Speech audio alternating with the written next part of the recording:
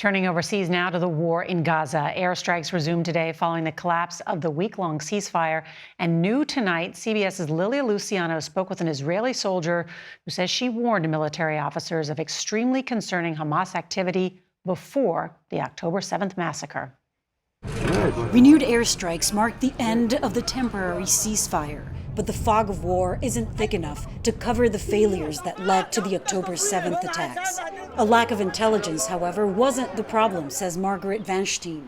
I think that the main thing that failed is just the fact that they didn't listen to us. She's part of a unit of female soldiers who surveilled the Gaza side of the border. 6 months before the attack, she noticed and reported unusual activity.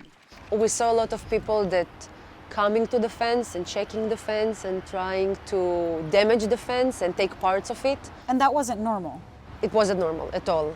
It's unusual. And especially when it happens so regularly, like every day, every week, couple of times a day. They tested our reaction all the time. They came and then went near, far, like they played with us all the time.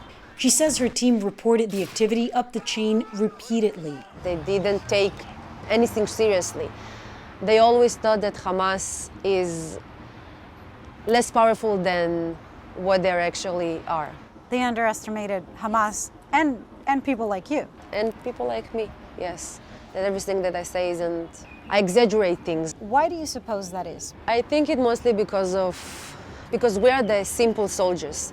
You mean lower level? Lower level, yes. Among the first slaughtered by Hamas on October 7th were 15 of Margaret's friends, as she calls it, simple soldiers from her unit.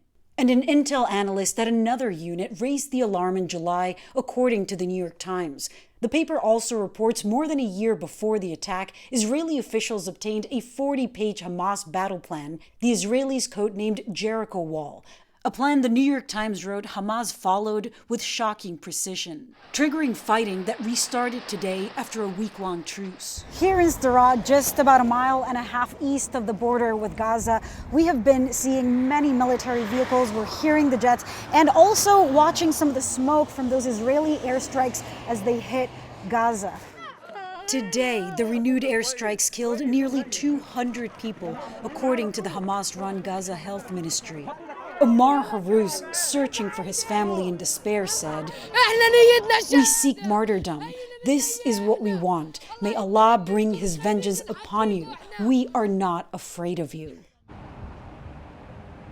And there is grave concern tonight over the 136 remaining hostages, many of them young people who were abducted at the Nova Music Festival. But sources briefed on the talks tell CBS News negotiations are ongoing for another deal to bring all of the hostages back. Norah. Lilia Luciano, thank you.